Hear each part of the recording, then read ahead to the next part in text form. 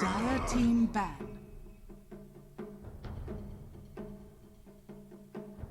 But I've heard they don't think it's that good of a hero, so maybe they just want to get rid of the Jug because they don't want to deal with these magic immunity stuff, but they don't think Lifestealer is important enough to ban. While Jug, you know, healing ward, spin, you just group up. One of the best 5 group up heroes, honestly.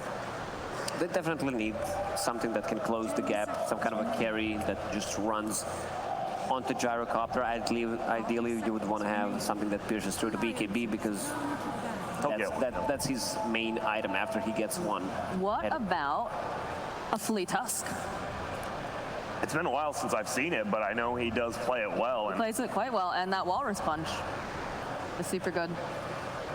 I don't mind that. I like it a lot, actually.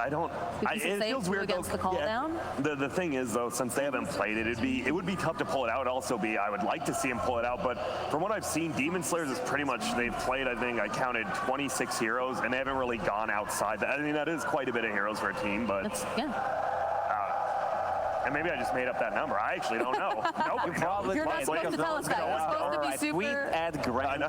Yeah, tweet at me, how wrong. Oh, it definitely is. And son of a gun, I hate you guys. The other 2 heroes that we've seen Flea play a lot have been the Shaman and the Shaker. Yes, and they're both still in. Obviously, I'm pretty sure it's an old white Sand King, but Flea in the minor qualifiers did play at one time. Okay. So it's open, but I'm 99% sure it's the old white hero. All right.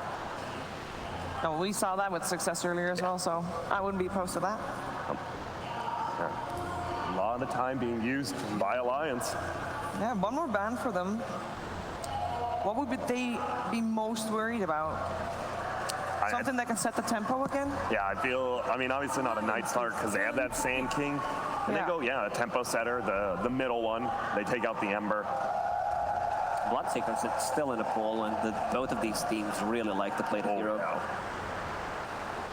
I have a feeling we might see a Bloodseeker and a Lycan, maybe on different teams, maybe on the same team, but I think both teams, they realize faster is winning games right now. Is Bloodseeker not considered to be a counter to Lycan? Yeah, he is. He is, yeah. He is.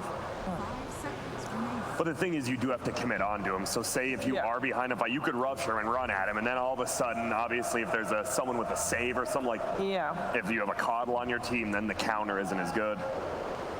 It's like you're baiting at that point, right? Because you're waiting for them to come to you, and then you just spring the trap. Yeah. Man, Alliance, we talked about it. It seemed the second banning phase into the same pick has been on. That's a hero we haven't seen once today. Seen a lot highly throughout contested, throughout the first 2 days, either banned or picked, because he can be played at multiple roles. I'm not going to say we didn't see any 5, but we've seen every other one role. I mean, Mickey, he single-handedly carried a game against 2, I believe it was a PL and an Ember, when he was the only carry. Like, Leshrac is the game carry. Oh, that's a new hero. So I'm a fan, but what kind of combos are you going to make with this? Because this is the kind of a draft that they had, and they were losing the games even in the qualifiers. Then when they open up with the 2 supports who have no lockdown, it's really hard to move. So they're relying on Old White to do his thing. And right now, Alliance just need to secure that Sanking is not having a game. They actually ran this guy. He said the Coddle Grimstroke in the minor major qualifiers multiple times. And the problem is, we talked about it. You want to give Flea something he can roam on. I mean, Grimstroke, I guess you could Inkswell yourself and run it middle, but it's not like an Earthshaker. It's not like a real stunner. No. And there's this Alliance draft is looking honestly really a little bit, it's quicker, there's more stuns, and you have catch. I mean, I hear what you're saying, and I see that too. Yes. At the same time, I do have flashbacks to the previous draft where you said the exact same thing. I do as well. I do think it's different because we do have the 0 ways to really gank middle, and Flea's been ganking middle a lot. He's been trying to kill chickens as well, and Grimstroke just can't do that. And there's the Lifestealer. And now at least you have a decent lane if you want to do maybe the Grimstroke Lifestealer. They might even think about tri-laning it. I'm not sure. It doesn't look like a great Lifestealer game to start with. You're going to play against Axe, so there's a BKB piercing ability. You have Leshrac with the Edict. If it's a core Lash, the game drags post 35-minute mark. Lash will be high level. Once you get to that level 25, Lifestealer just melts, even without that.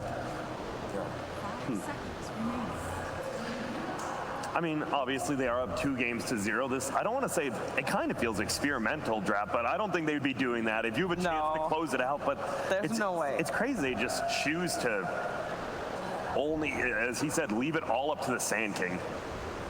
Because now it's really up to the Sand King. Now that you have a carry who's static, just wants to farm the lane, you have Keeper and Grim who can't initiate themselves, it is on Sand King. Is there not like a last pick that they can have that would be like solving that problem? Like have a DK in there as well? Yeah, it's not bad. It is the middle, and Annihilate used to, actually those were his most popular heroes. He used to play DK a ton back on his older days. They even drafted DK one as their last pick when they had a Grim Stroke and they needed extra lockdown.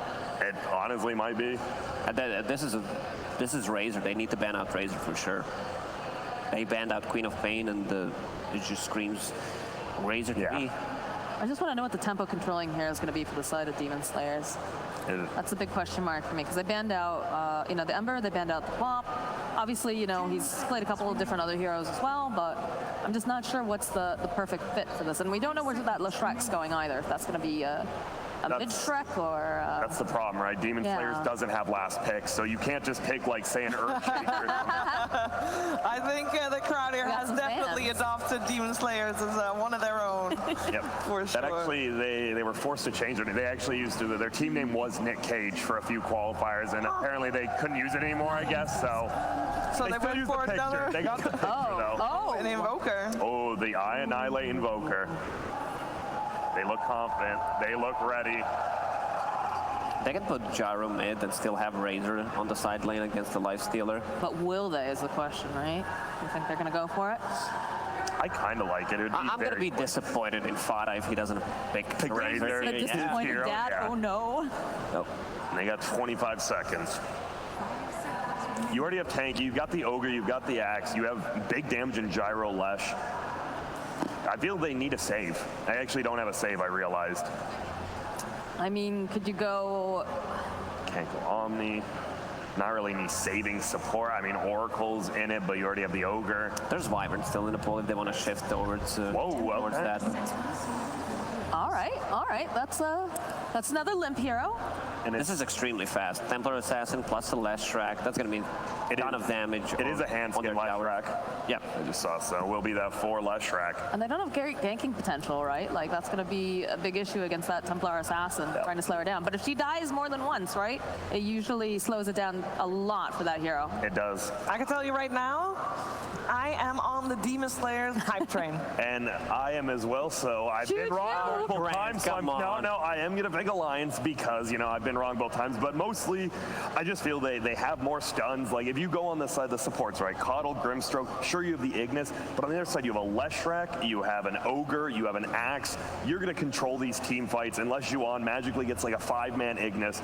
I'll still go with Alliance, and I'll be 0-3 at the end of it. I'm going to go with Alliance once again. I mean, I have to. I'm just looking at the drafts. I see that Demon Slayers are playing extremely well, and they just need to shut down the Sanking. And the mid lane is going to be shut down by Templar Assassin. Limp really plays it well against the Invoker. It's such an easy matchup for TA.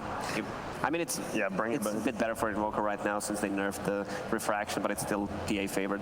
Join me, Moxie. Oh, I was already. She was. The first one, I bought my ticket. I got on that train right away. Because they're pulling out the big guns. They pulled out Limp's TA. They're at the point where they're like, we got to get something good here. We got to get something comfortable. They're nervous. They're shaking. And they should be shaking. Forward, I'd say, on this hype train, but Alliance is going to put up a big fight here. The third game could be their last, but will it be? We're going to find out. Let's head over to Odie Pixel and Lizard. Yeah, looking forward to see what happens here, Lizard. They're up 2-0 at the moment, Demon Slayers. 1 game away from taking that championship title. Can they do it? Alliance, they've come in with something a little different. They've said to Limp, what do you want to carry the game with? He says, give me the TA. I am going to show them some magic. I don't know. I see some chairs shaking in that Alliance booth. 1 game away from elimination. Of course, you're gonna go for what is the most comfortable for you. You go for that TA, for that mid lane that Limp has won so many games with. You go with the full comfort zone. You need to turn this game. If you can't win with your biggest comfort zone, they deserve the 3-0 clean sweep. we'll see. TA is considered to be one of those heroes that just crushes Invoker, right? She should do very well in that mid lane.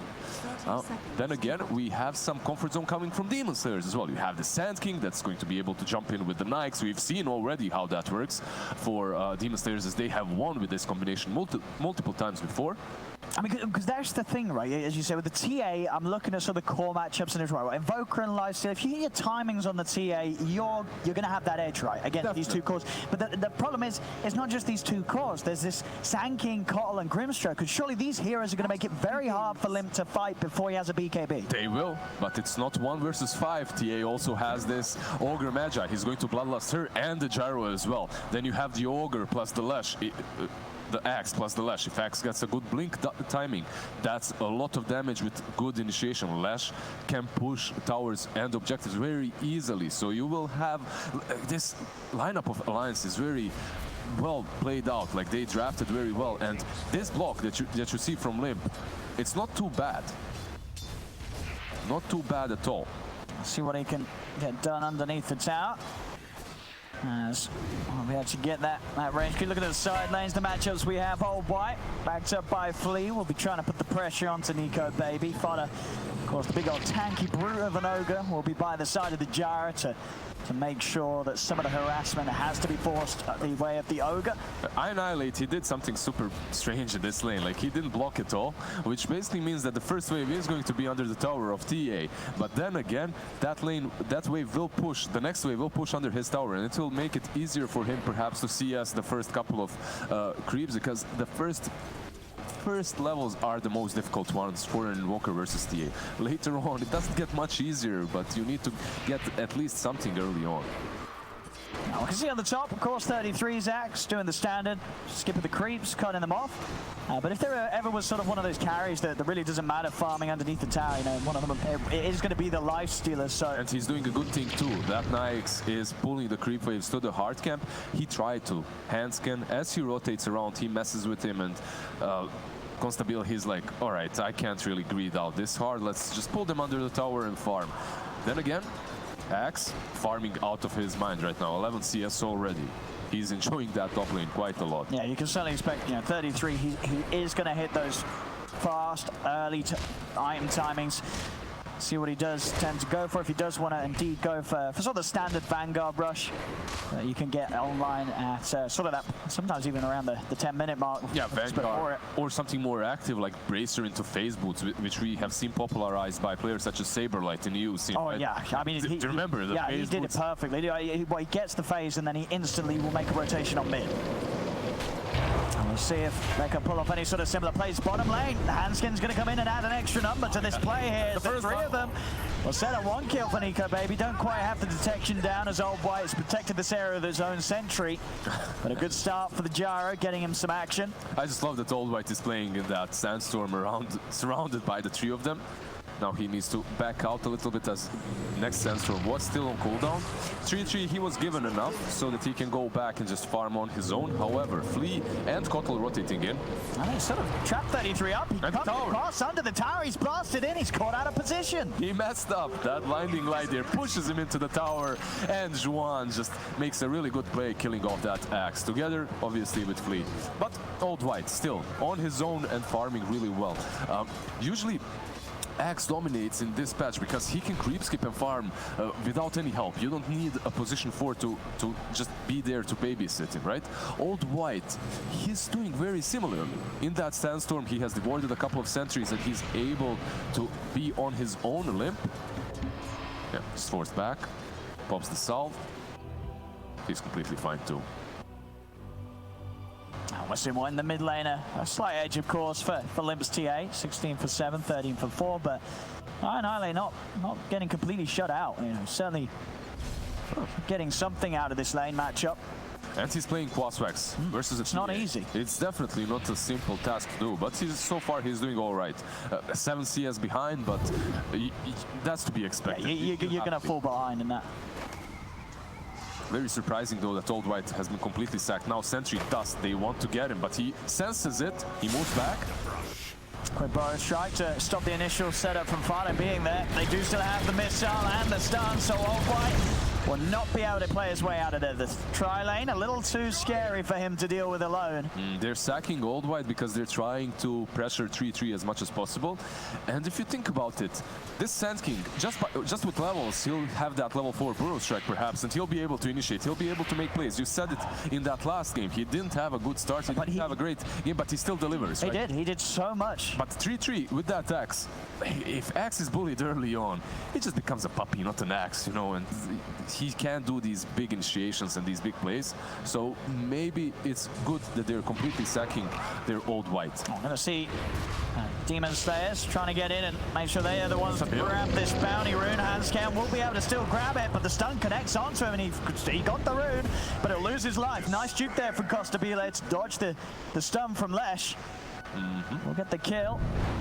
Really good play there by the Grimstroke as well, rotating in from behind, catching off Leshrac. Pretty good plays by Flea. He's all over the map at the moment. Sort of across the board though for Alliance, all 3 cores are finding the good farm. Limp definitely on the right trajectory to spiral out of control as the TA. Invoker has one. He just needs a sentry as soon as possible on this mid lane.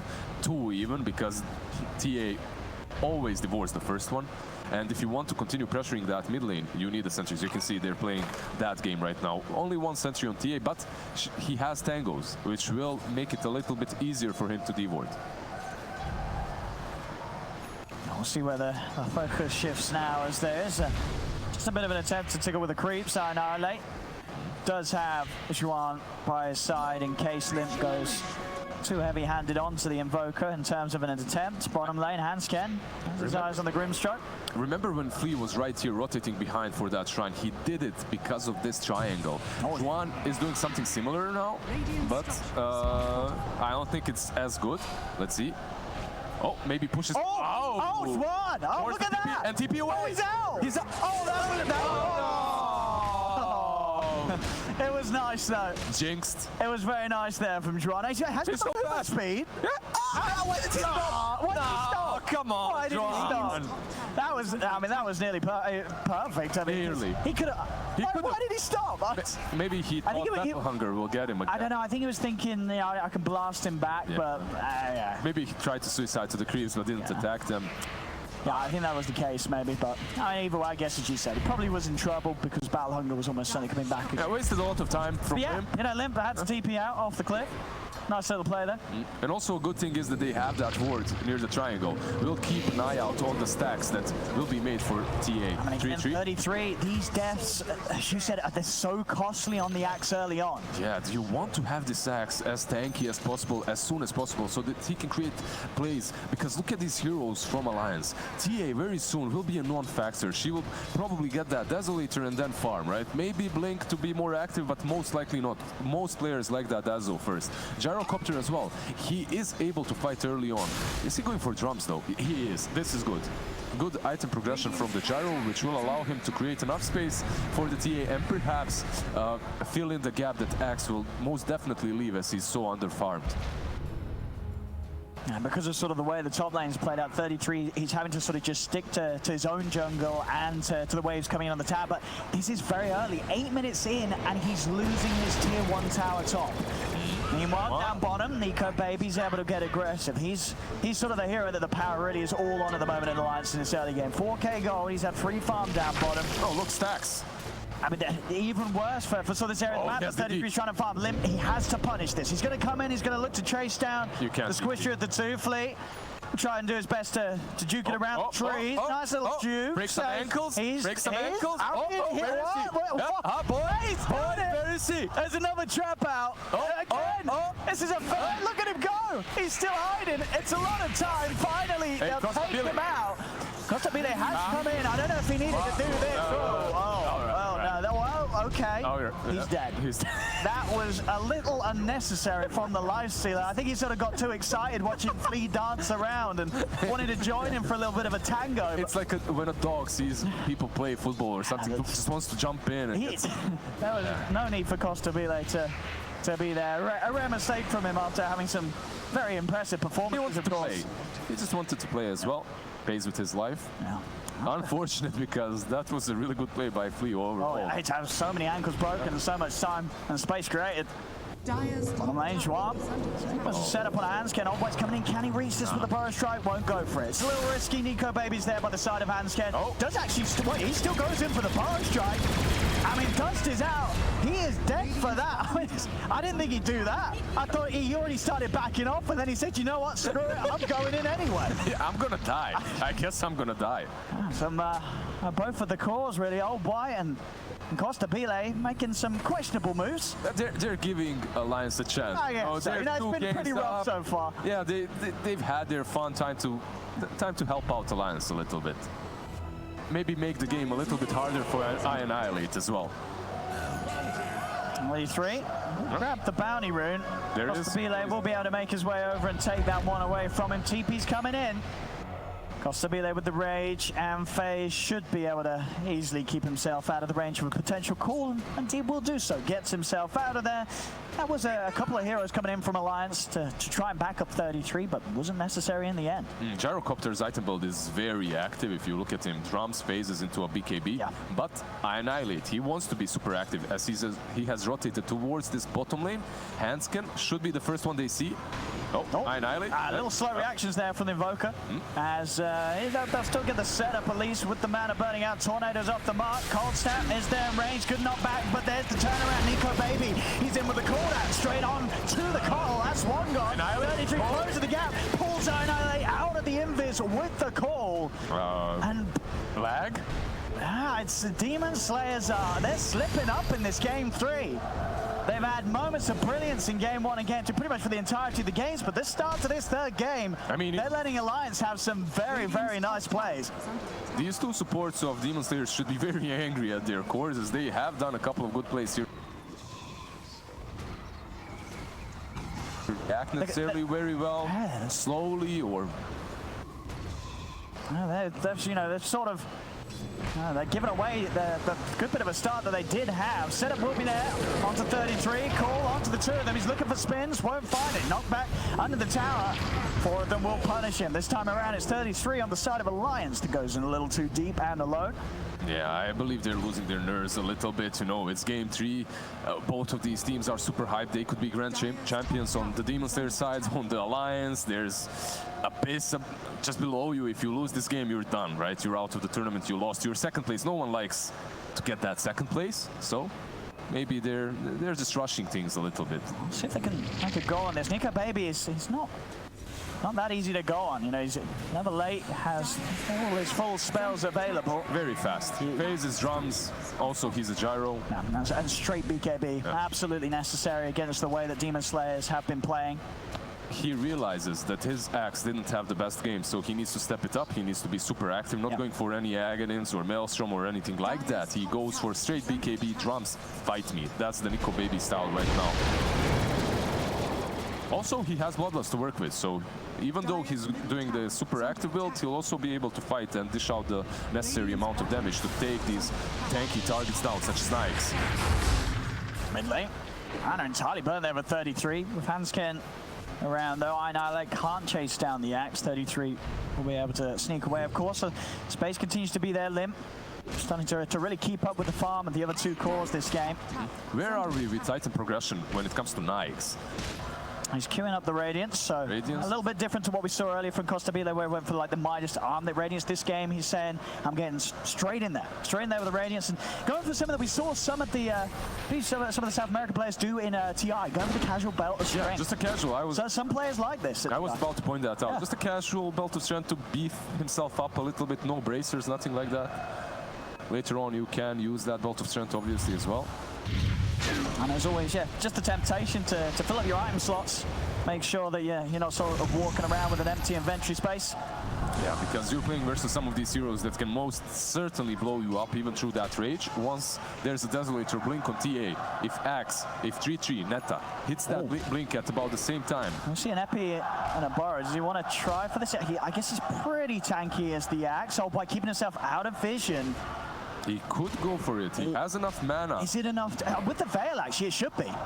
But feeling that 33, you know, it is risky. I'm surprised he didn't go for that, but he's waiting for backup. There is Grimstroke coming to him, but I believe he's been scouted out, and 33 is like, see ya later, sucker, I'm out of here. Yeah, he saw it. I mean, Old White just playing for maybe the chance that 33 didn't catch a glimpse of him, and maybe would have got greedy, gone for that large camp, but wasn't the case. 33 plays it safe. I think he had a moment there in which he could have went on the Axe and taken him down. It would have been a very good kill because they need to slow this Axe down as much as possible. Prevent him from getting that blink in action together with Limp. 1K lead now for Alliance. Limp with the Deso done. Can start to sort of seriously think about getting involved. As I said, of course, you know, you look at the lineup of Demon Slayers, it isn't going to be easy for Limp to sort of just get in there and get the damage done before he has the BKB, but potentially when it comes to pickoffs, people out of position, this TA, the Deso alone, is still going to have the potential to sort of 2-3 shot some of these heroes down to imminent death. Most likely he will still continue just farming in that triangle, perhaps out pushing top lane or mid with those traps. Desolator, it is a very strong item when it comes to pickoffs, but what it allows you to do is just clean these Ancients very fast. So it's just, I mean, why not? You have Gyro, you have TA. It's not like you're in a rush. On the other hand, we're waiting for the Radiant of Nyx. Will it be enough, I wonder? I mean, he's very close for the Relic. It is going to be good timing now. Oh, why? We'll see the opportunity to make a jump in with the Epi. Backup from Annihilate means that Hansken has no chance. Everyone is so tanky in this current patch because of the bracers, you know? Like this Leshrac as well. A few months ago, you go with Epi Veil, he's just gone in a matter of seconds. In this game, you actually need the help of Invoker to take him down with the full Epicenter channeled. Oh. 300 gold for Limp, and he will have that Blink Dagger. And then the fun starts. Do you like sort of the decision here from 33 to go for that sort of early-ish blink rather than building up sort of those items that will beef him and his team up? I think so. I think there is no save on the side of Demon Slayers. Will-O-Wisp can come in handy, but they don't have those Shadow Demons or anything such as that. So having two blinks, one on 3-3, the other on TA, will allow you to jump either on the Nyx or the Invoker, even let's say something like a Kotl. I mean, Kotl obviously will die very fast, but Nyx or Invoker are your big targets. Killing off that Invoker before he can save anyone with a Tornado would be huge for them. Annihilate just a few hundred gold away from finishing his Spirit Vessel. Blink Dagger, of course, out for Limp as well. Also, Blink's coming out for Demon Slayers. Old White has his done, so yeah, we saw sort of how much magic he made happen with his Blink on Sand King in game 1. The fun starts right here, and this tier 1 is a dangerous spot for Annie and Fleet to be, because they have this high ground here covered. Hansken moving in deeper, possibly to ward, but there's a call. Just for creeps. All right, interesting. I mean, Alliance, they really are geared up to go. BKB done for Nico, baby. Both him and Limp have a lot of firepower between them. There's going to be a bit of a poke from the Ogre onto Juan. Fada will get met by an immediate counterplay with that Blink jump in from Old White. Fata is turning into the real position 5, scouting, giving his life for just some information, not feeding. Oh, there he goes, but Old White, he's going to be able to jump in. Soulbline's on the two of them. Nico Baby's there with the backup, though. High ground he comes in from. Cooldown's down. Homing missile onto Old White. That's a double kill for Limp. The rest of Demon Slayers have to back off. Getting a little too hasty there. Demon Slayers and Alliance, they're not done yet. 33 jumps and sees the opportunity to jump onto Annihilate. Yeah. It's a little too deep behind the tier 2 tower, though. They have to respect Costabile, who does have the Radiance completed. Yeah, even though Gyro had the BKB there, they don't have a call any longer. You can't control that Invoker, so they decide to move back instead. And overall, that Grimstroke plus Sand King move, where's the backup? Like, they had a good initiation, but you didn't have the Nyx there, you didn't have the Invoker there. A little bit too quick on the trigger, I believe, Demon Slayers. Oh, there we go. That's the smoke. Let's see if they can get on top of. Old White, of course, not quite yet back with the stack around the mid lane, so they are poking around without their Sand King. They did scout him out. They have the Sentry and the Observer there, so they know where he is. And if he attempts to go on Flea, Invoker is right behind. He's going to set up that Tornado perfectly. You can see that they're just sitting behind Flea. This is a bait. And Limp continuing to sort of take away some of the jungle camps from Demon Slayer. Be in position. They spotted him out, did they? Annihilate? Nah, he's fine. Blinks away, TP's home. Alliance certainly feeling a lot more confident with the start of this third game. 4K lead. As we're saying, Limp in particular definitely asking for one of his strongest heroes, and so far so good. 4-0-3, a great Deso blink timing, and about 1,500 gold away from having a BKB. He's smashing the timings, and once he has those 3 items, he can pretty much get on top and kill any of these heroes. Overall, Demon Slayers, even though they have this score that's on top of the network charts, Nikes, he has his Radiance moving towards Sanj. I don't think he deals nearly as much damage as this TA plus Gyro. For sure. I think a similar farm at this stage of the game, the lifestealer's the one that's scared. Alliance, they're in a really good spot at the moment.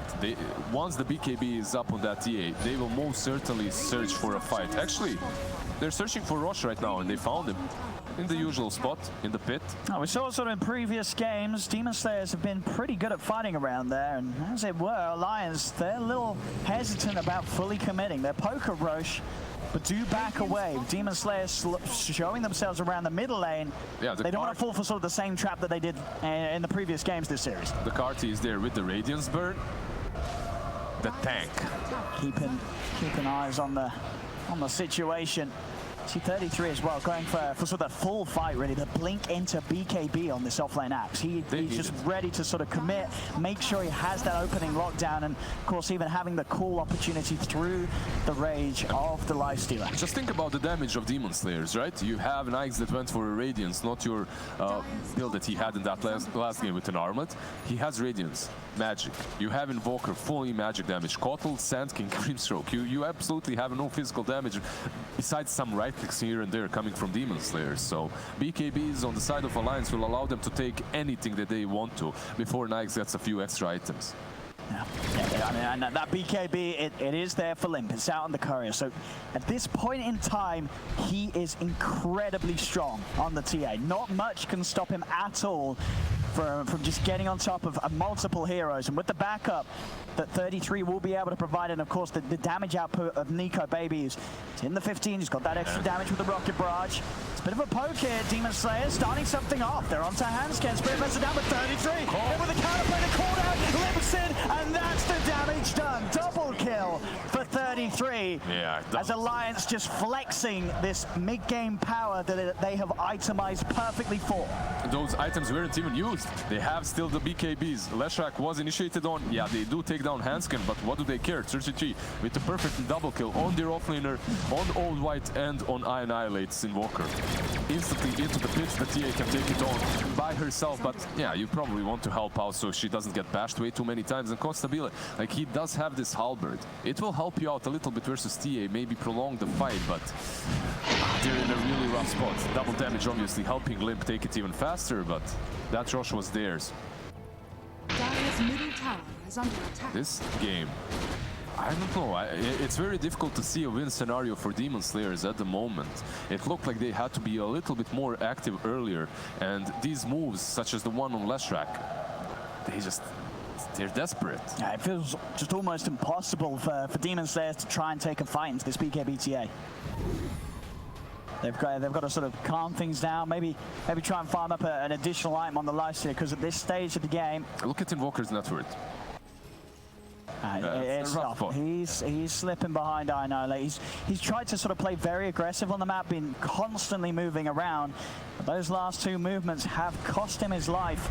He's doing it right. I don't blame him for trying to be aggressive, but Alliance is reading that aggression perfectly well and punishing it every single time. Like this flea movement right here. Oh my god, disappeared. Was there a Grimstroke? He's gone. He is gone. Nico Baby space continues to be there. His Aghanims is pretty much done. Everything going to plan for Alliance in this game 3. You need... what do you need if you're a Demon Slayer? what does a hero truly need? You need some infest bomb, I believe, with Sand King to blow up an important target. Even though this TA is very tanky, you can still take her down by surprise. They don't have a lot of saves besides Axe with Call, so perhaps you can take her down before that BKB is popped, but he has to be super out of position, and I just don't see Limp doing that. I mean, and any sort of these outer towers, they just seem very hard for Demon Slayers to hold, even to the point where, especially with the Aegis on Limp, I think you just sort of have to let them go. I don't know if you can take a fight, really, at this point of the game if you're Demon Slayers. I mean, look at Old White and how carefully he is out-pushing bottom lane. He doesn't see a whole lot. The Dire jungle has been warded up completely by the Radiant team, by Alliance, and their heroes aren't shown. And because of that, even the Sand King can't split push properly, while Lesh is just soloing your top tier 2, which has just fallen. Yeah, they can just continue to get away with this. Top tower's gone. They can move towards mid, take another tier 2. I think it's going to be a similar story. Demon Slayers, their best interest just to try and find farm where Alliance are. And that, of course, does involve not trying to hold on to the East Towers. They have to let them go. They've got nothing to show at this point of the game, at least outside their base. The best they can hope for is a high ground overextension from Alliance. Wait for that. Wait for that Aegis to disappear, perhaps try to get a pick off on Limp somehow. You need to jump on this TA. If he's the one making the move, you will just disappear in a matter of seconds. 2 bounty runes on that top lane, not picked up. It's Costabile. He has rage, but he needs to be careful. Axe does not care about that. Sort of a 5 life into a call on 33. He gets the opening, there's the call. The chain stun won't be there. Fire a little slow with the Fire Blast follow-up stun, so Costabile gets the window for the rage and the run back. Yeah, the tornado was there from Annihilate, even though it whiffed Limp because he used the BKB. I think you're satisfied if you're Demon Slayers. Your Nikes didn't die because of the Radiance and the Halberd. Your next item build should definitely involve MKB if you're TA. Where's my pension? Once that MKB is up, perhaps you can take down Nikes a little bit easier. But even though they couldn't take him down, let's see if Demon Slayers have the necessary firepower to take someone from Alliance down, as 2 BKBs, they're still on cooldown. Gyro doesn't have one, TA doesn't have one. I mean, this is a perfect time to smoke up. Yeah, they've got to be quick and fast with these plays, and this is how Demon Slayers get themselves back in. Any sort of small window that opens up, they have to pounce at. Alliance still very hard to penetrate. They're 9k lead, 14-7. All cause sort of an item ahead of their counterparts. I still like how Constabile he has itemized into evasion, Radiance Halberd. Also, that Halberd is good versus Gyro or the TA, and also he has Plate Mail, which gives him a lot of armor to help out with that Desolator. Oh, he needs to be very careful here, 3-3s. I mean, they're going to stay on the chase here for sure. Rage, of course, already been used to remove the Battle Hunger. To give him that extra speed, he's going to hope for the hide and the TP out. Oh, makes it. Does manage to indeed get out before 33 closes the gap. Pretty good jukes still. Massive Pydas on him, but at least he didn't die.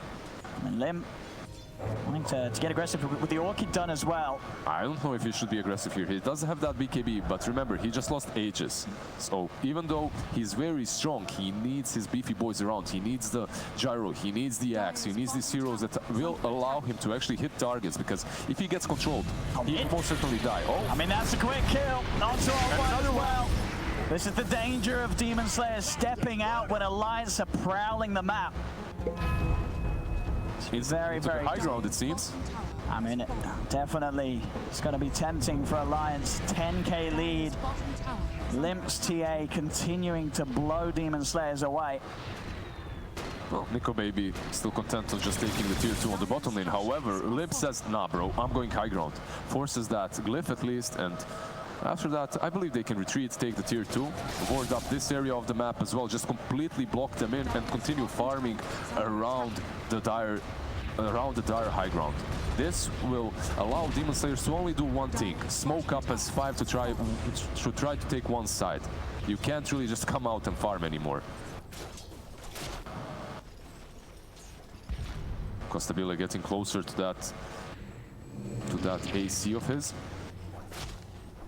Once he does have that, we'll reduce the potency of Limp's jumps just that little bit. But as I say, Limp is he's just an item ahead of sort of anything else. Other than the lifesteal, they're sort of, obviously close, but everyone else, once he has that Bloodthorn done, there is going to be no hope for some of the heroes on Demon Slayers if Limp gets within reach of them.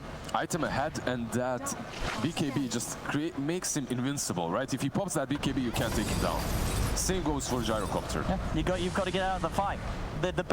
Demon Slayer's only hope for winning a fight is sort of poking out the BKB charges, getting out, and then trying to get back in. And with the control that Alliance have, it's not easy. Anytime they set a step forward, 33 is going to be on top of them with the blink call. That would be perfect for them. Perhaps force a fight somehow with Will-O-Wisp. Will-O-Wisp forces them to BKB so that they can take it down. By the time they take down Will-O-Wisp, you retreat, and then after the BKBs are done, you jump back in. Like, these kind of teams that are playing in Grand Finals. Oh, he's just dead. But on the backside, Invoker. They're going to try and get out. Dust is there. And their eyes on Annihilate. We'll be able to start slowing him down here with the Ignite. They'll hunt him down in the trees. Very few ways he can play his way out of this one as the stun connects. Silence follow-up from Limp. Again, just no space is safe on this map. Anytime Demon Slayers step out, Alliance will catch and kill them every single time. Yeah, Nico Baby is unstoppable on his Gyrocopter. Give this man one of his heroes, and he just plays out of his mind. I mean, I believe what this 30 minutes in, what neither Nico Baby or Limp have died this game. Both cores playing absolutely flawlessly for Alliance. Absolutely flawlessly, and also playing on their full comfort zone heroes. Limp, he's been famous for his Linas, his TAs and Tinies. And he's definitely showed up quite hard in this third game of the Grand Finals. 20k net worth, 31 minutes in. Difficult situation for Demon Slayers. Is there, like, I'm trying to think if there's an item that will help them out. But these BKBs just prevent Demon Slayers from doing anything. I'd say their best bet is they've got to just try and prolong this game and get the BKB charges down. Then there's a bit of a chance. The bigger the window they could create, the better hope they have of swinging this one around. But as it stands, everything seems to be set in place for Alliance to take this game 3 home with them. Are those 2 bounty runes still on the top lane? It's been quite a long time now. I think so. Maybe they'll sit here if they want to reset and go for Roshan. As it is back up, would be certainly the safe play to make, and indeed the pings are out. Alliance will retreat. Demon Slayers, do they want to try and get outside of their base and contest this? It will be too late. Like, they have to move out right now. They have to smoke up and go, because look at this. It's dead. Gone. Yeah. You just can't contest this. That's Aegis, that's Cheese. Oh yeah, good smoke, right on time. But what are you really going to do with it? I'm not so certain. There is a Manta on Constable, so he shouldn't be too worried about the silence any longer. But all of his items, just look at that. Halberd, Radiance, Manta. He's building all these items that are allowing him to survive, but they aren't allowing him to kill anyone. That's the problem. You need some damage coming from your position 1, and they're not getting it. They desperately needed some physical damage this game. That's the jump. 33. It's going to open up onto Costabile. Quick rage. We'll get him back, but the creeps are pushing in top. Alliance have every reason to feel confident at breaking the high ground right now. They really have all the tools required. 18 to 7, 16k ahead. A Limp with that BKB and Aegis could just go ahead and attack a tower on high ground easily, then fall back after refractions are gone.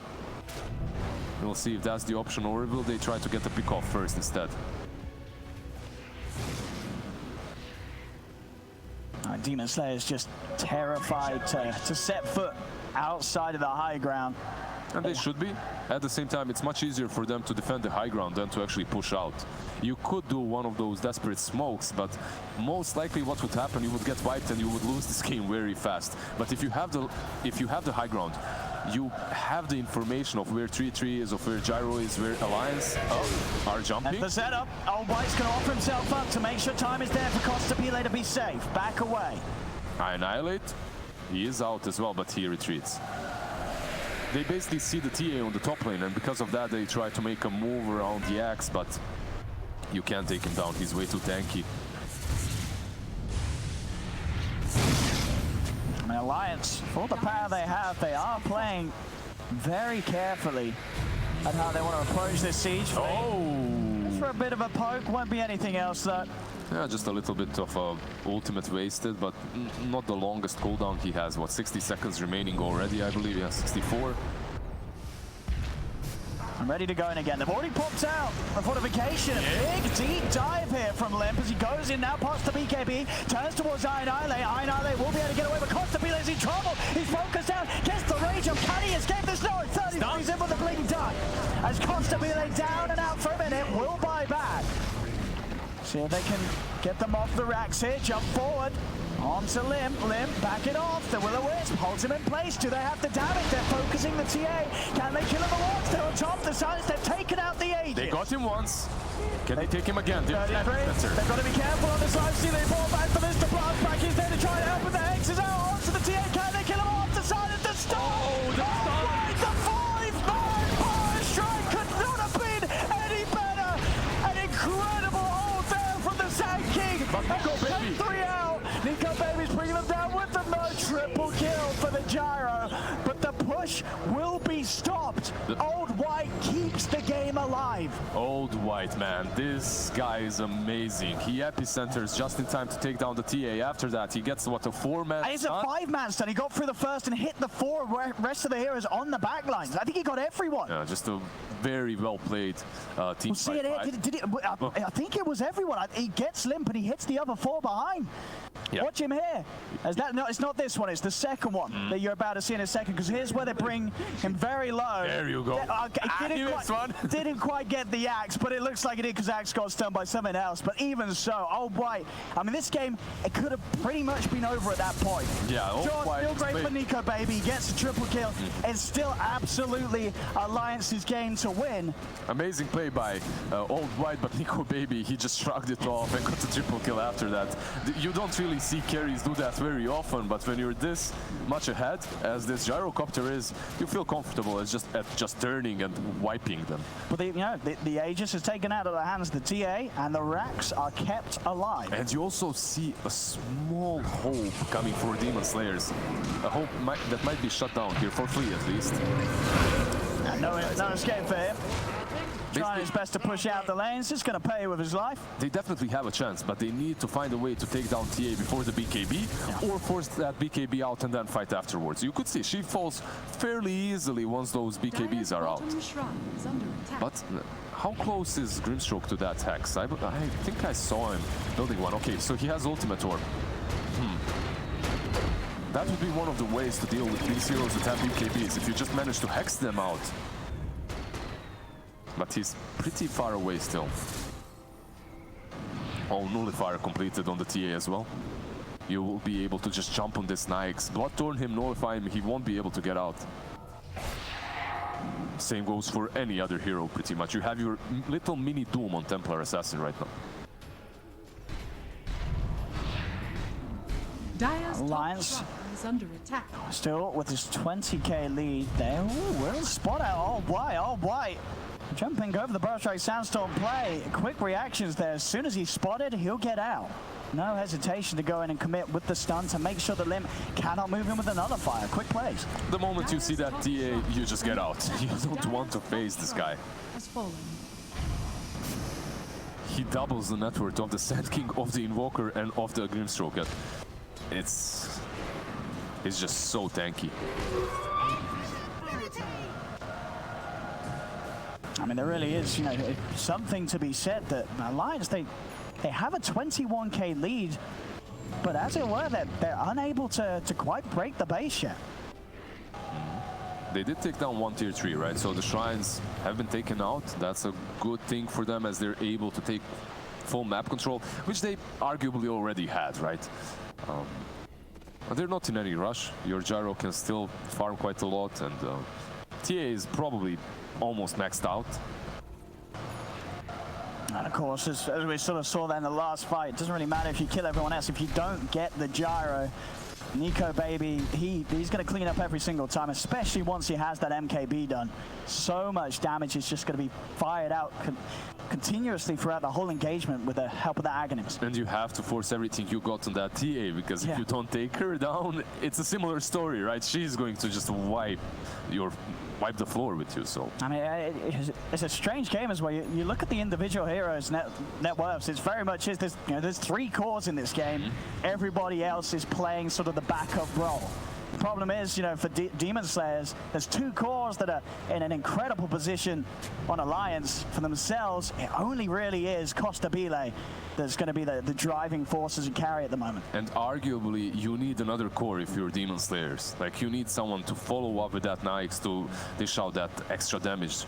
Because Nyx right now, what does he have? Let's check him out. He has Manta, AC. Like, these items are great, but he still needs to hit harder. He's close to hitting that nice old 25. Flea, the constant pressure down bottom has warranted them a tier 2 tower. Yeah, that Aether Lance plus Stroke of Fate is giving him a lot of farm actually, and he needs to retreat now. They lose their axes, but it's only the ranged ones, and because of the bounty runes have respawned, Alliance moves back. But yeah, Flea, he did quite a good job at out-pushing that bottom lane, but there is a smoke. They still didn't go back to defend. Instead, Costabile. Oh, he's been found. The catch is there. 33's in with the jump. He's locked down. He'll get the rage off. He's trying to back away. Missiles onto him. And we'll be able to suck it up during the rage. So Will actually managed to get himself away from that jump attempt, pretty much from the whole lineup of Alliance outside the base. He can still make it out of there in time. Limp wasn't there, and that's the only reason he manages to get out. Limp not being there just saved his life. But Limp also level 25, remember, and he has that 1.5 seconds melt back. I mean, it's so nasty, that talent. Not a whole lot of fun to play against. Limp already the whole game. He's been having a great time, and he's only going to start having even more fun now with that talent online. Also, you have Roche, so they're going to have some fun with him first. Well, not a whole lot of fun. What do we got? We got the Axe or the Refresher on the road. Let's see. It's the Axe. Who did they? Oh, Fata. Fata wants it. He's going to get it. All right, very interesting. I mean, you get 2 stuns with him now. Oh, yeah. That's pretty good. And a whole lot of damage. I mean, if they do get on the lifesteal, as you said, with the Silence, the Nullifier, he's going to die. Costabile is going to die. Pretty much anyone is going to die. Anyone. Yeah, for sure. Limp with the Nullifier, with the Blood Torno, man. The money's there for Flea to grab that Hex, and he's going to do it. He's going to go all in. So they do have the double Hex potential. Double Hex, but you're playing versus Aegis, you're playing versus Cheese. You might just have to let this top racks go. Yeah. As we'll see, very hard for Demon Slayers getting. There's a 31,000 lead for Alliance. Costabile is going to try for the poke Flea. Double Hex. Does manage to get the double Hex off on the both 33 and Fada. Limp tries to jump forward by Annihilate, controls him for now with the Tornado. Turns as well, the Vessel down. BKB comes out, but he's already been halberded. So for the duration of the magic immunity, Limp had to back away. They'll turn over now towards the Gyro. Silence the Spirit Vessel 33. Back in, gets the catch up to All White. First turns out with the Will-O-Wisp. It's dragging them in. All White Silence turns down. He needs to buyback. Comes in straight away. Costabile dead for 2 minutes. No buyback on the lifestealer as Alliance. They know that they can now look to pounce him for more. 33. Won't quite get it. It's just come back online. He has just come back for Costabile. Maybe they could initiate here. But they get the Rax Alliance, they get those 2 big kills. 35,000 gold lead. They're waiting for Grimstroke's ulti, then Nyx will buy back together with Sand King's initiation. There we go. See if they can get the timing. Jump forward, they'll try for 33. Interrupts the player, Flea, the call's there. They'll go with the bow shot, but they've lost the great strike. Costabile trying to commit. It's a big EMP burning on the man, and the cold snap as well. It's causing issues for Nico, baby. They've lost the gyro. All White falls there. There's 3 dead on Demon Slayers. They're on top of the lifestealer. Costabile backing off. Annihilate with the 4-man deafening blast. Pushes them back. but they're only down to the last two. Alliance, they've got all the space in the world to take the second set of racks. Straight for the troll. You don't have to do anything more. You don't have to chase, but you will as that melt hits hard. It's over this game. GG is called, and Alliance will take game 3, bringing us to a 2-1. This series is getting even juicier. Alliance looks angry. They picked all the good stuff, all the comfort zone. Gyro for Nico Baby, he's had so much success with that hero, and obviously a limp with the TA. Where has TA been, man? Like, we haven't seen this hero at all this tournament, but he shows up, plays versus that Invoker. Invoker, he has a pretty tough matchup overall. It's not easy to play Quaswex Invoker into a TA, and Limp abuses that to the fullest.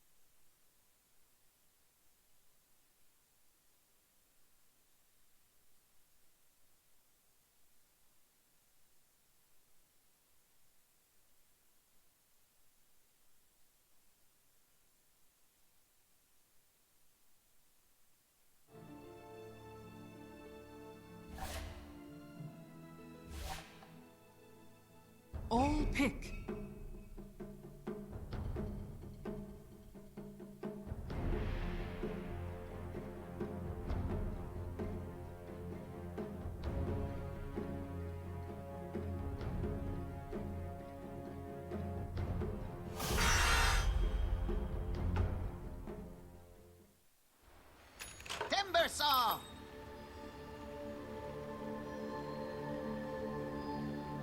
Okay. Prepare for battle. Okay. Why me? That one looks angry.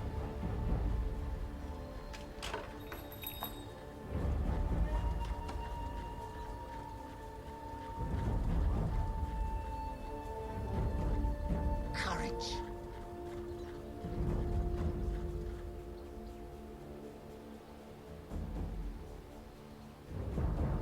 30 seconds to battle. Running! What if they get me?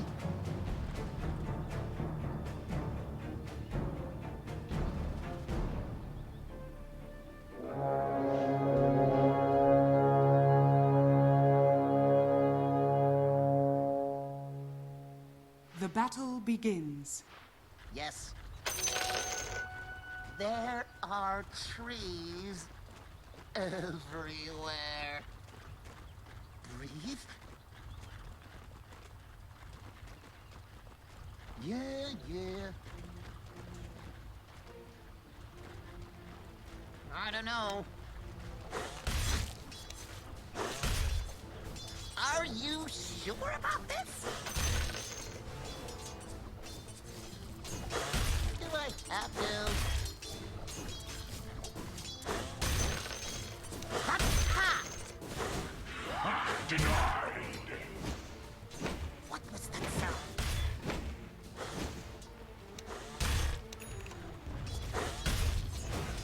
Yeah.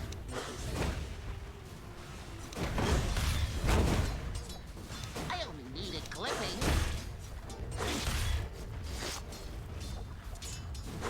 Yes.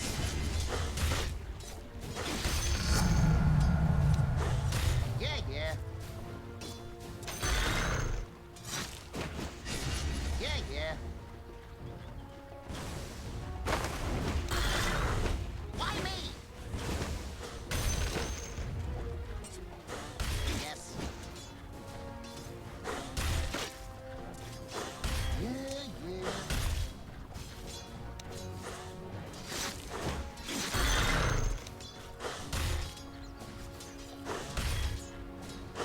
Courage. You can try to stop me. Do I have to? Stay back! Ah! Chop chop! Okay. Oh. Blood. First victim. What's that sound?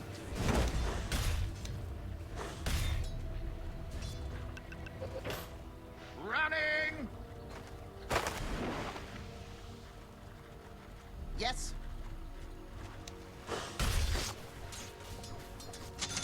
Are you sure about this? You extend death tread! Oh.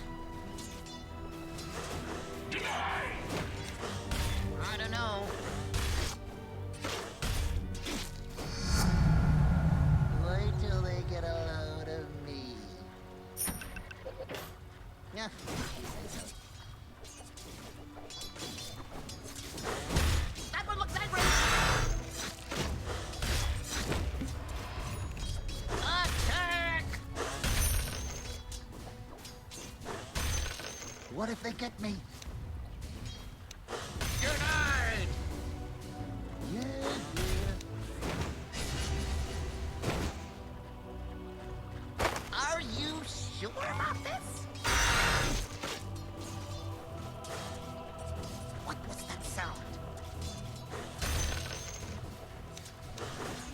I don't know. Breathe.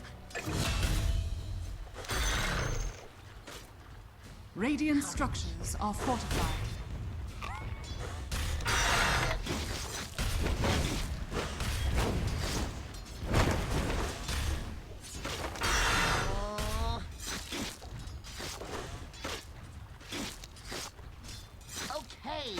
Okay. Yeah.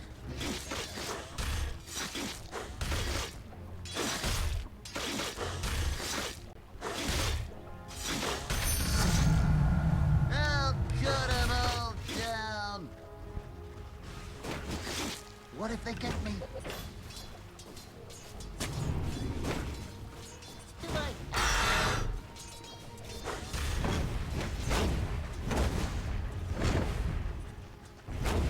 That one looks angry.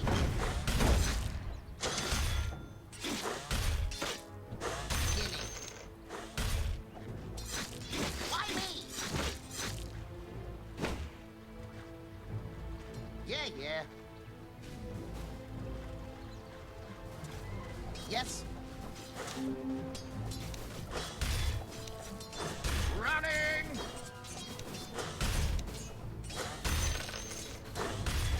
Why me?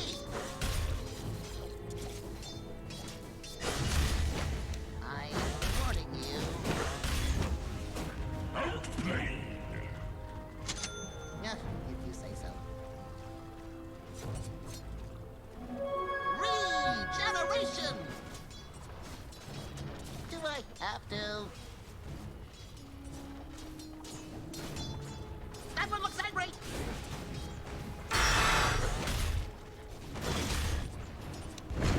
Running! Get out! Woo! Sunblade step! Loach. Are you sure about this? Courage. Gold! Oh. Yes.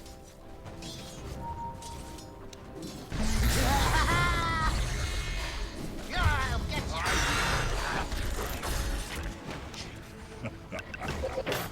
What was that sound?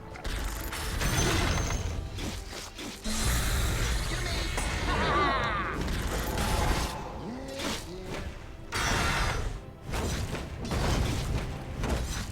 Not time yet. Okay.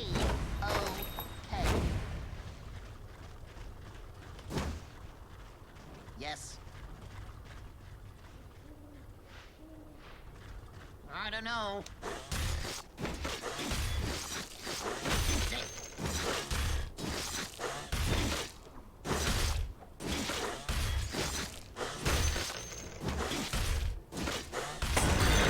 Attack! Breathe. What if they get me?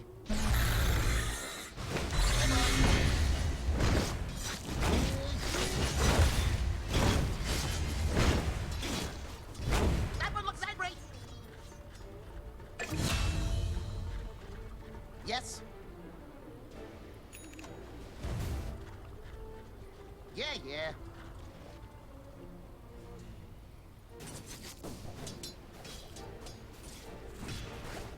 Breathe.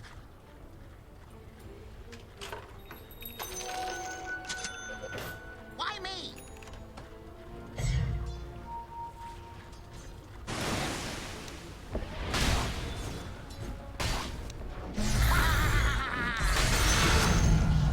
Oh! That is one less voice in my head.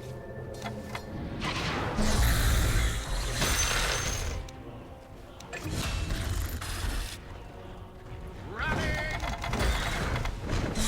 Dreamleague speed! Do I have to?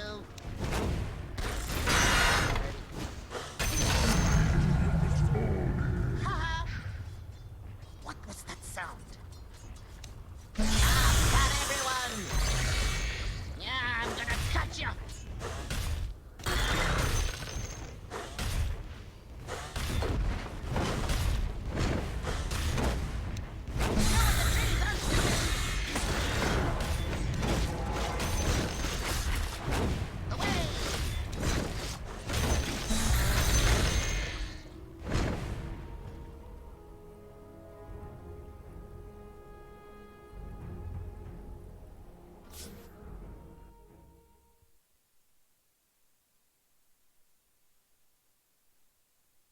Alliance's turn to ban.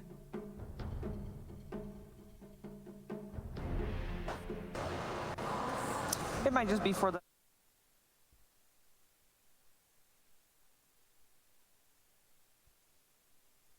Decides to go for a full-on split push right now with your Demon Slayers. It's pretty difficult unless you have the Axe like constantly hiding in the 3 line or something. But yeah. 10 seconds remaining.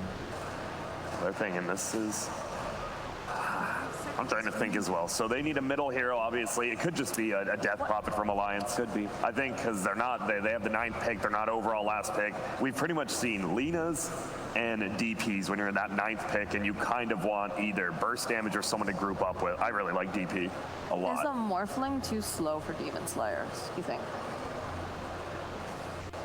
Well, they can't, right? Because they do have. They need a I mean, they can put it on Annihilate.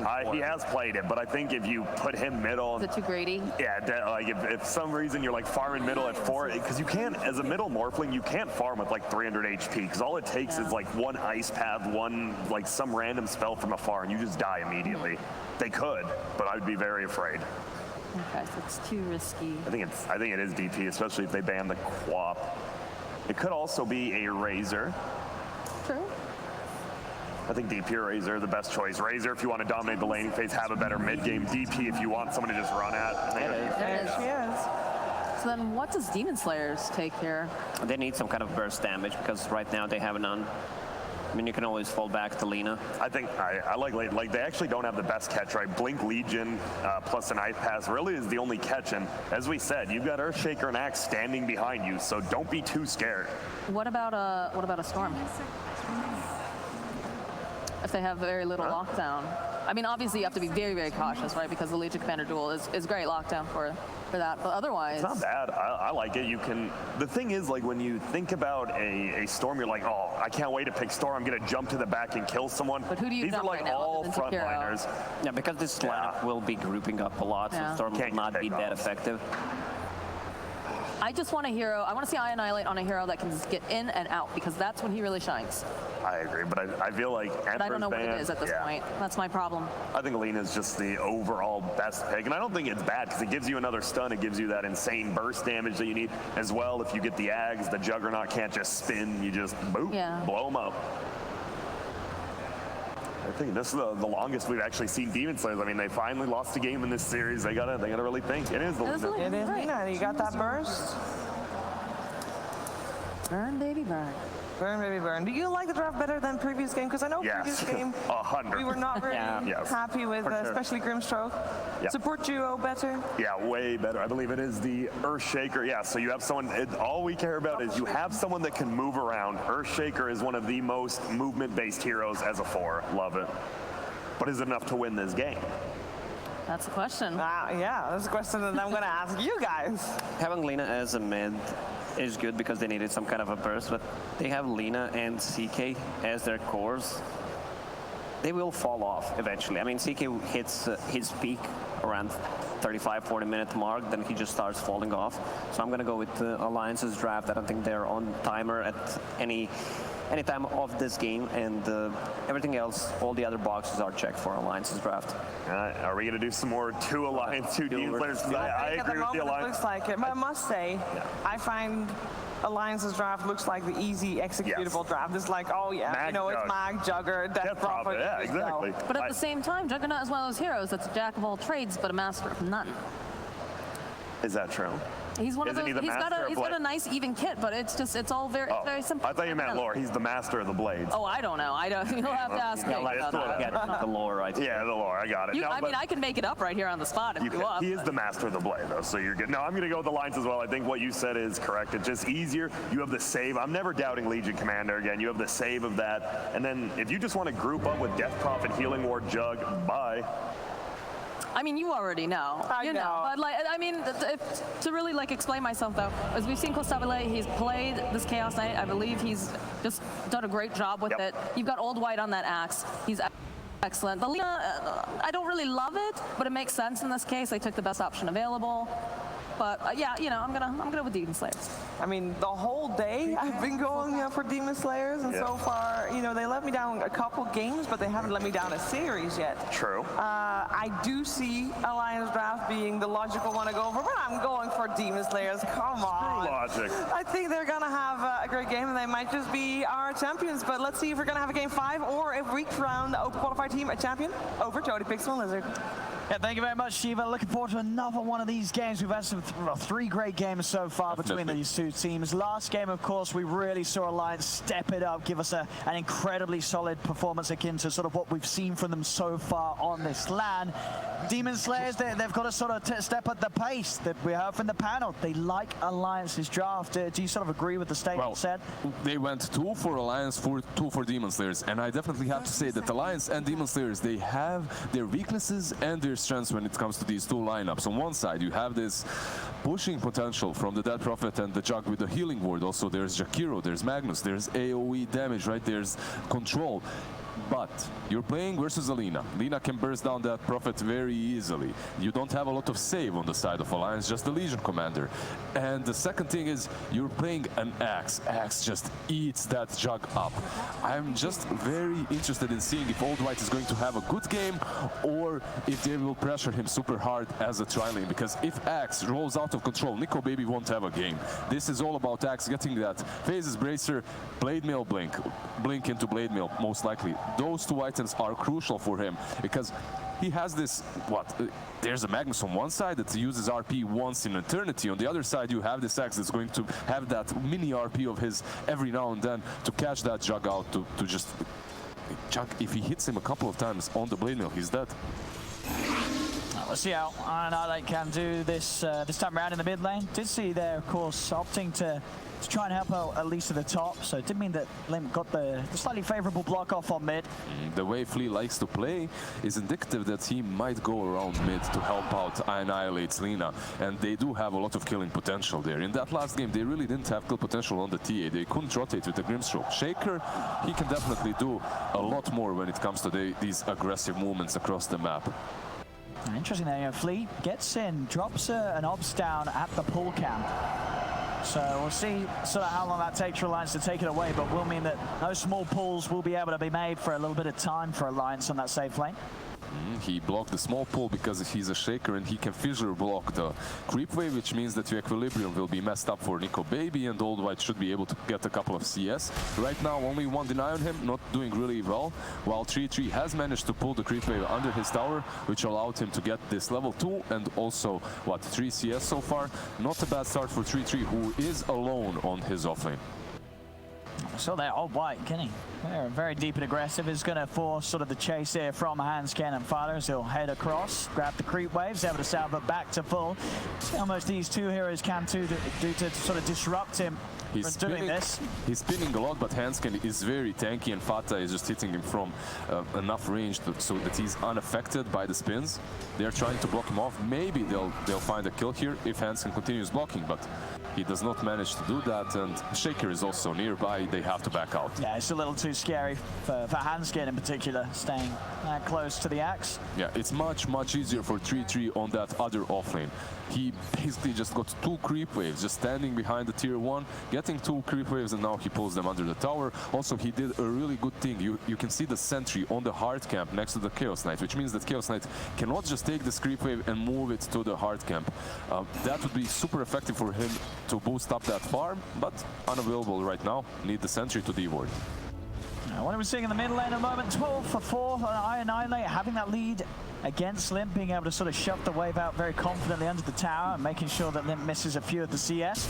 Top lane, Old White, this time falling a little bit lower than before. There is Cure on Hanscan, but yeah, they don't have the damage. Shaker is also nearby, so can't really do a whole lot. Meanwhile, Kotl just playing with Legion Commander under the tier 3.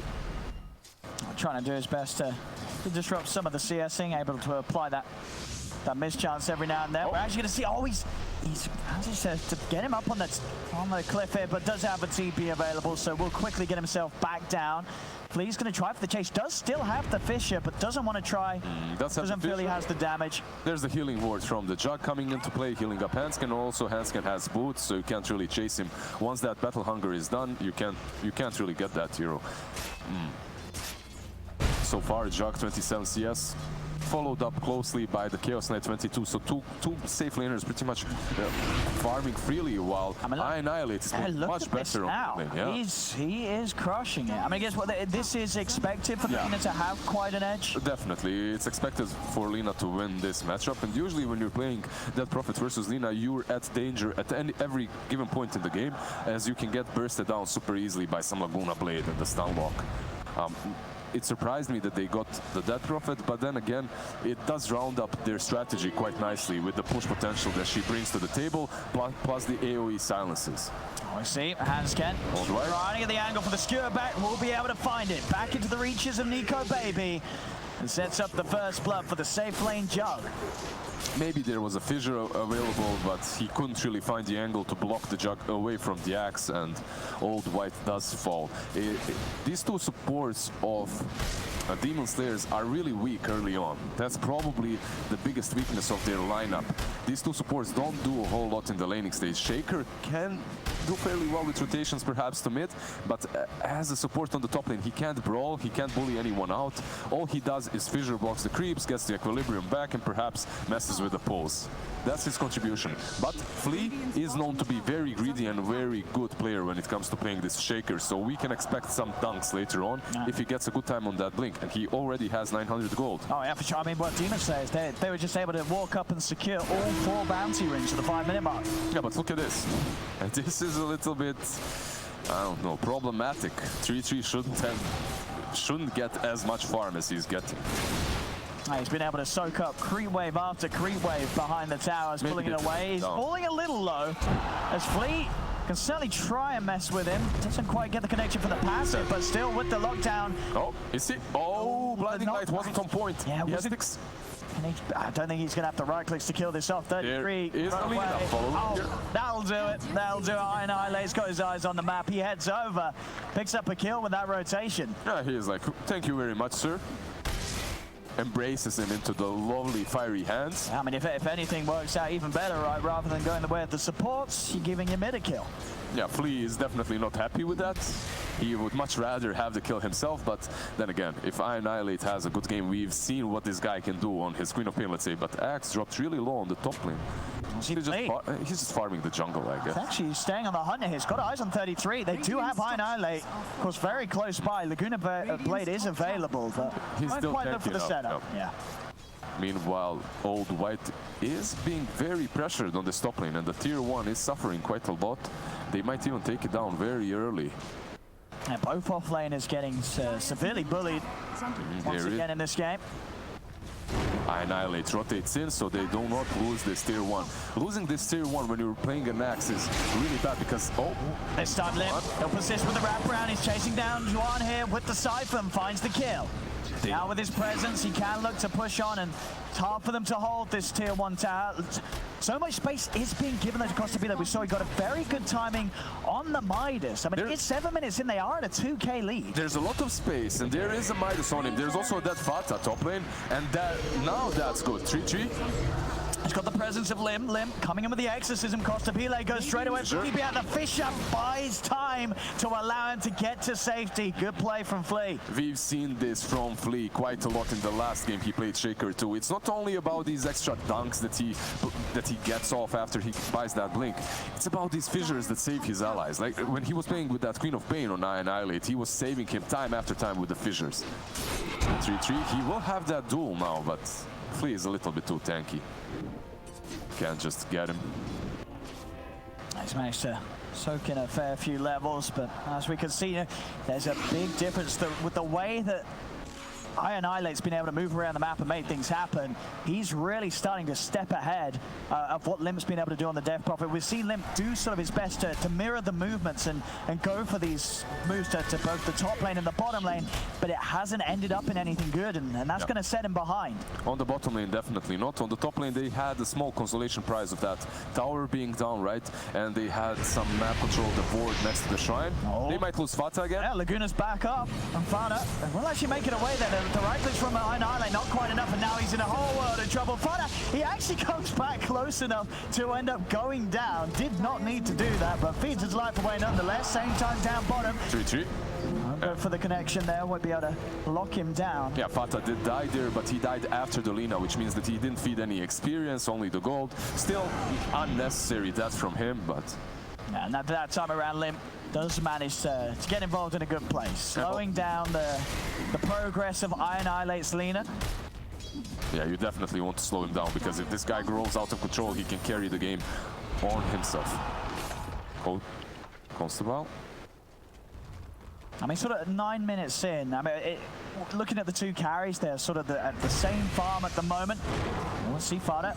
Let's get hit by the Fisher, they won't quite get the light strike. I mean, which sort of surprises you more? Is there one of these carries that you feel shouldn't have been able to get away with as much farm as they have been so far? The way they're playing these lanes, if you have an offlaner such as LC, just creep skipping, of course you're going to have as much farm as the CK. You can't really shut him down. They did try to rotate a couple of times and maybe make a play, but with a good positioning from Flea, he was able to escape every single time. And I'm more worried for Alliance, though. They need to step it up. They need to be very aggressive. Comes after this next bounty room fight, perhaps, because CK, I don't see a true counter for him on the Alliance. Yeah, you have Magnus with the Empower. It's amazing. Don't get me wrong, but at the same time, you have this Axe, which will be able to counterplay you every time. You have the Shaker. Well, the Phantasm find himself a bit of a freebie, drags back Fata. The Dragon is dead. 33 cannot get a look in on the fight. Nico Baby's trying to charge forward, but actually gets rooted in place by the Prowlers. Flea, he does not have that fissure to work with. So if they want to go for the setup, they will get the duel. Nico Baby's in, they'll have the damage, and we'll get him just before the duel ends. So a bit of bonus going the way of 33 there. Well played. At the same time, a little bit unfortunate that Lina has rotated towards that bottom lane. Perhaps if he stayed mid, he could pressure the mid tier 1 instead of being where he is at the moment. But we do see a Shaker rotation, and they are defending the tier 1 on the bottom lane. Also on a bit of a hunt for Costabile, and Limp with that Arcane Rune. Jukes. I think Confinder starts the fight, would more than happy to pop the Exorcism, but as it were, he's out through the trees. Costabile back to safety and will continue on his farm towards that armlet after the Midas. Juan making some stacks in the jungle for his CK, for the Axe, I believe as well. Also having quite a good time on the Kotl. Yeah, you see Old White just building straight into that blink. There's a timing play concerning Axe and Jug. If Jug rolls out of control, if he has a good start, if he's really far ahead of Axe, you don't really care about that blink and Blade Mill. But if they're kind of on the same amount of farm, once Axe jumps in with the Blade Mill, like, you can just die to that as Jug. So they have to play very carefully around the Omni / around that Axe. Yeah, I mean, for sure, we're just going to see this game, both Costabile's CK and Nico Baby's Jug stay far at the top, right? Because the Jug, he's got the Empower, the CK, he's got the Midas. They've both got these great farming tools that are going to allow them to clean up the jungle, and for Costabile, clean up the lanes incredibly efficiently. Yeah, it's pretty much a free Battle Fury for Jug, right? You have handscans, Magnus just constantly following you. It's not about the RP when you're in position for Magnus. It's about that Empower. Just following your core, giving him Empower, just boosting his farm as hard as possible. I'm actually surprised Chaos Knight is able to keep up with an Empowered Jug this whole time. Bit of an attempt to push them back away from the mid lane. Top lane Fana, he's left alone. Now move in. Take the Jakiro down. The TP will start to come in. Actually, it's going to be cancelled as Nico Baby doesn't see the need to head up there, and understandably so. It would have only been him against the 3 heroes of Demon Slayers. And Demon Slayers quick to now move towards the mid lane. They don't want to give up any further tier 1 towers. Very interesting, though. Because of that TP cancellation, Costabile might be able to just go on this tier 1 tower, but considering he doesn't see anyone on the map, he's just a little bit too scared, hiding in the forest. There is still a smoke, right, coming from Radiant. Yeah, they're moving as 4. So they're not showing anyone on the map at the moment. But can they catch this Magnus, perhaps? Let's see. They do have that long-range initiation with a fissure. So much farm here, though, for Nico Baby around the Ancients. Handscan, he's already smelled it. He knows that something's up with the aggression cost to be in the... But he cancels it! He what? Why? Why? He got spooked. He did, I guess. He thought he was stunned, he wasn't. He cancelled it. Yeah, he was out. I'm pretty sure he was out. He was gone. Very unfortunate. Very, very nice for Demon Slayers, as they can take down that tier 1, but the mirror movement is happening from Alliance. Fata. Oh, Fata. They're running him down. Cotton is there. There's Will-O-the-Wisp actually committed as well. Yeah, TPs are going to come in to try and stop him. Of course, a bit of an overlap with those initial stuns. They do get the lockdown there to call back online. Oh. He just drops down the snap. There will be a duel of the Cypher. They're looking for the bonus damage. Cannon's in with the light strike away. The Laguna, they're keeping him alive. Fleet save. The Crimson finally gets him. But they've lost the Legion. They're now turn another light strike around to live, but he gets the 2 Siphons off. The heal's too strong. They cannot go for the kill. Yeah, once there's the double suck, you instantly fall back. You can't kill that Prophet any longer. You do take down the Legion and the Jakiro. You don't feed the dual damage. You're pretty much satisfied if you're Demon Slayers. But you did use quite a lot of ultis. You used the Will-O-Wisp, you used the Echo. Costabile, he's going to want to go on this. He has Armlet and level 12. He's got the Phantasm ready to pop if necessary. Nico Baby knows that this is a fight they don't want to take. He's going to try and offer the healing ward out to help Handscan. He's bouncing around, but the Yules is there. He's going to stop all of the damage. Ice Pass there. Fada's able to get him on the way back down. Annihilate is gone. The rest have to retreat, but they've got the backup. He's ready to fight. Costabile pops the Phantasm. Fada trying to juke it out of the trees, but the jump, the call. Oh, man. He's grabbed the jump. Nico Baby with a 3-man silence from Limb.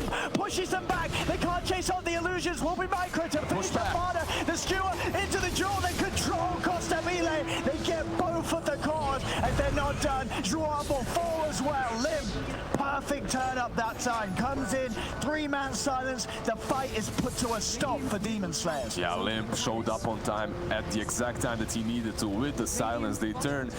I believe CK is a little bit too eager to make these moves. Oh, Lim. Oh, Lim. Oh, yeah, they got him. There we go. Oh. A dunk. Oh, no.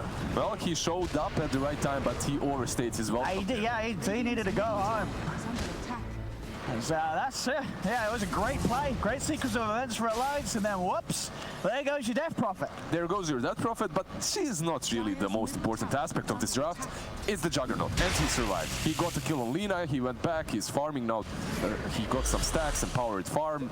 He's doing really well, and that's all that matters for Alliance. Also, the fact that they took down that Chaos Knight is super important. Yeah, big kill to slow down Costabile, and we're starting to see, the Midas, of course, it's going to be great for the farm, but it's hard to just match that in power. Nico Baby storming ahead on the Juggernaut. 3-0-3, of course, flawless showing so far, and he's building those arms to fight, going for the phase drums, S and Y Maelstrom. He's going to be incredibly strong with that in power, and he's always going to be ready to turn up and fight. Incredibly strong, incredibly fast. Will be able to get on top of this Lina, and Annihilate, he has to be playing a little bit more carefully. Like when he plays Quap, he can jump in, he can jump out. We heard our panel, Moxie, Grant, they say that they love to see Iani on these heroes that are very mobile. Lina isn't necessarily that. You need to be positioned really well. He had like Save Your Friend syndrome there kick in. He tried to help out Juan, who was Omni-slashed. He takes the Omni-slash himself and he dies. Not really the perfect play there. They need him. They need him and his Laguna Blade to take down the Jug or the Death Prophet. Interesting that they are playing around this bottom lane. There's no bounty rune spawning. Tier 1s are already dead. Tier 1 on mid stands. But I guess they're expecting a move on Juan, as he's the one baiting. A 3-3. He is making that He move. has got the jump. There's the jump. Oh, it's a mess up though. They use and call at the same time. You need to go. They've got to back off. But Ajakiro is in perfect position. Fata reads the situation well as well, and he's around just to break the fight with Ice Path. Tier 2 is there. You can't risk any teleports. You need to move out. A small misplay there, small error in communication. Radiant's top tower is under attack. Costabile. He is the tanky one, but he... Oh, there you go! He starts things off. They got the Will-O-Wisp smoke down, but it's the back of the jump on Handscan. Finds the RP straight down. Only on to Costabile. It's going to be a jump. shots. Both cores down, and Alliance they'll try and chase for more. Annihilate throws down a light striker away, but he's surrounded in the river, left alone. Limp was able to run down Juan. They'll chase down the leader. Blade through from Nico Baby dodges the stun. They'll find 4. Nico Baby just pulling ahead, and this is Rush right here. They have everything they need. They took down 4 of Demon Slayer's heroes, and why not just go straight into the pit? By the way, Alliance, I just have to give it to Fata and everyone that's been involved in their draft, because this looks great. They've read Demon Slayers, they've read exactly what they want to do, and they play accordingly. Look at this. There's Echo. So hasty from Flea, committing with the Echo onto a jug underneath the tower. I feel like 90% of the time, it's not going to go great for you. They're thinking they can blow him up fast enough, but they cannot, obviously. Axe also falls, feeds 3-3 the damage, and Nico Baby is on the hunt. Oh, they're crumbling now, Demon Slayers, losing heroes left, right, and center as Alliance get the Roche, get the Aegis, and start to just slaughter Demon Slayers. And now 4K lead, it's building up. Alliance is getting the momentum. Alliance, they're basically hungry wolves right now on the Radiant side of the map. Just run for your lives, Demon Slayers. They need to find a way to initiate properly. You can't just jump on the jug. If Legion Commander is around, that won't work. That's always going to be the save. The hero that's making this all work is Jakiro. They need a BKB on Axe, because that Ice Path just denies them the opportunity to reinitiate, to counter-attack with the Axe call, right? You could see it in that fight on the mid lane. Echo happens, then the RP, but then Axe tries to jump in to call so that he takes away all the damage away from the Chaos Knight. Sadly for him, he jumps into the Ice Path. Old White needs a BKB, but he's going for the Blade Mail first. This is what I was telling you earlier. 13k net for a jug, 6k net for attacks. Even with that Blade Mail, I don't think it's going to make enough of an impact. I mean, Nico Baby is just so ridiculously huge, but for 20 minutes in to have the farm that he has, sure, he has got the empower, but even so, every movement done to perfection. He's always been in the right place, never getting caught out, and constantly finding action. As Juan will be chased, no way he gets himself out of this. Nico Baby, man, he's one of those carries right now that just does not do a lot of mistakes. Each game maybe has 2 mistakes, maybe 3, and that's why he's in the grand finals. And now the push to come in. They've still got, of course, plenty of time with that Aegis to take objectives away from Demon Slayers. They do now have the Echo Slam back up on Flea. They have the Echo, but it's difficult to take down the jug before press the attack happens by the Legion Commander. Dire's bottom tower. And you can see this super utility build on Legion. 3-3 understands what he needs to be. He was always the kind of a player that understood when he needs to innovate, like Vlad's into Medallion. Medallion, pretty popular right now, but Vlad's definitely isn't on Legion. Good pickup by him. Here's the high ground push here from Alliance. Limp able to get a good amount of damage done to this tier 3 tower with the exorcism. A bit of burst, bringing Nico Baby down low, but he can hang back. Wait it off, knows the Limp will continue to weave in and out, taking this tier 3 down lower and lower. Costabile, of course, did manage to push out bottom pretty far. His TP back, did pick up the Reaver, so getting closer to having that heart. He's pretty tanky. That heart will most definitely help him out, but it feels like he's 1 item behind, doesn't it? It feels like he needs that BKB at the moment too, because Jakiro, Magnus, they're just making everything work for Alliance. Sort of falling to a bit of a similar situation as we saw last game, where Alliance, with their lead, are able to suppress sort of the areas that Demon Slayers can step out into. It's starting to get very scary, the map. Items, big items continuing to fly out for the cause of Alliance. Limp has his BKB, so can go for these high ground sieges with even more confidence. Suppressing them and their farm is probably the best option for Alliance right now, and you put that really well. At some point you have to give up getting pickoffs and diving them. At some point getting a kill probably isn't as worthy as just keeping them in the base. They're going to try to fight. They jump in with a call.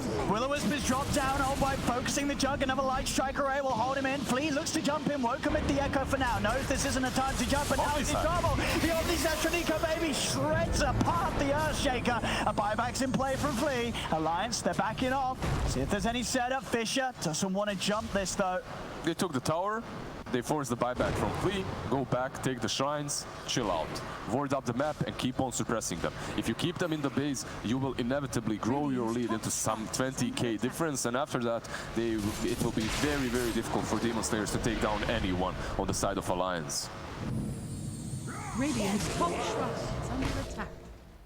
They really need to at least find space for Costabile to finish at least the heart. Of course, as this game goes on as well, you see Annihilate, he's starting to really slip behind after having such a good start on that mid lane. Old White is definitely angry there, calls the ground, but there's the smoke. How's his blade mail done? I mean, obviously, you know, sure the Jug, he's got a fair bit of HP and sort of sustain himself, but still, because of the high amount of physical he kicks out, if he can get the call in before the Blade Fury and the Jug hits away, it's likely that Nico Baby's going to bring himself down to at least half HP during that. The call is great, but Vlad's is also what's preventing the Jug from killing himself. I believe this pickup is great for many different things. Not only that it helps them push, but it also prevents Jug from killing himself during that blade mail call. And they have a response of their own in a form of smoke. The Aegis is gone for them, but they feel comfortable. They're ahead 9k and they can find a good pickoff. They could perhaps even push high ground after. Oh. Shaker P, what was that? He has jumped into his death, blindly going into the high ground. That's the Shaker gone. All that they can hope for now as Demon Slayers is to get everyone else out of there. This is not a time to fight. Flea dead for a full minute. Did he blink in to put that ward up? So I guess he did get in and place the ward. Not really successful warding, I mean, it's successful. He did plant the ward. It just cost him his life and he has no buyback, which might mean that they will push your high ground. But you know what? At least you planted the ward. RP? Oh, he whiffed it? I said there's lag. There's lag. Did anything hit him, or did he just, Hanska not press blink? I don't know, maybe he got zapped by electricity from his mouse or something. His blink is on cooldown.